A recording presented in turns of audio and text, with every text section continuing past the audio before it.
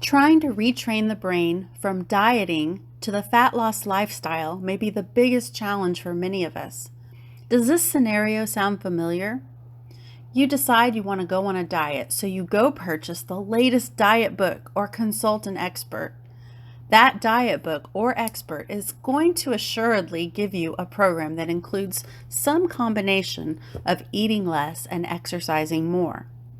Now, for ease of explanation, let's say your metabolic rate is 2,000 calories. That is the amount of energy you burn at rest. So your diet program will likely want you to cut calories by 500. So you eat less and exercise more to accomplish a calorie intake of 1,500 calories. For the first couple days or weeks, you're happy. Everything is going great, and you've even lost a few pounds. But then something happens. You start feeling hungry all the time. Your energy drops and becomes unpredictable, and you can't stop thinking about cookies, cakes, burgers, chips and queso, pizza. You are aware of these cravings and you can feel them. But what you can't see or feel is that your metabolic rate has taken a plunge. It is no longer 2,000 calories, but instead has dropped dramatically.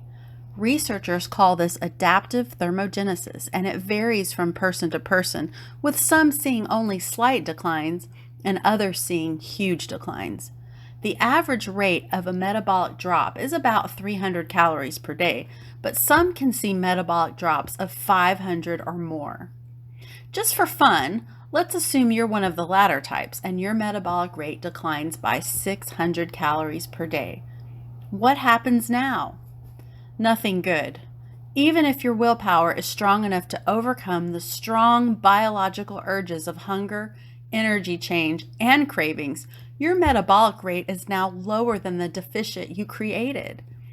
At this point, all your weight loss will stop, and you may even begin to gain weight, despite staying diligent on your diet. This is when the insanity starts. What do you do now? Most people will simply give in to their urges and end up gaining the weight they lost back, plus some.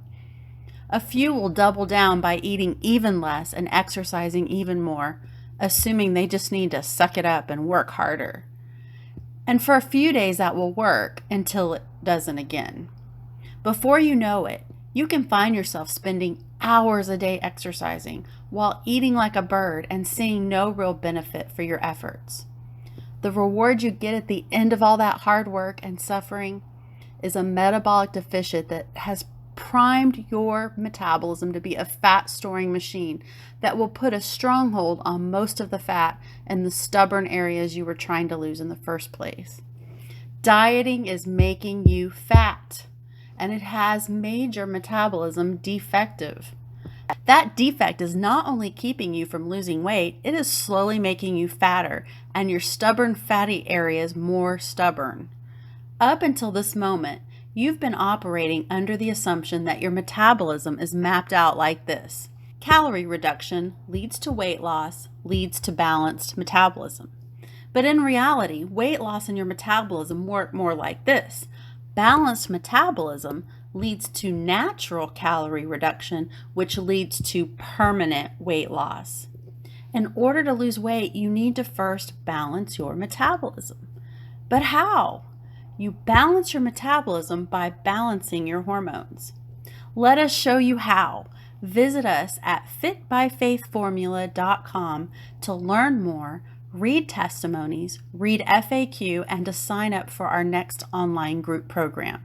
Let's learn how to balance your hormones by changing the way you eat and exercise to work for you as an individual and in a sustainable way that has you being fit and healthy for life.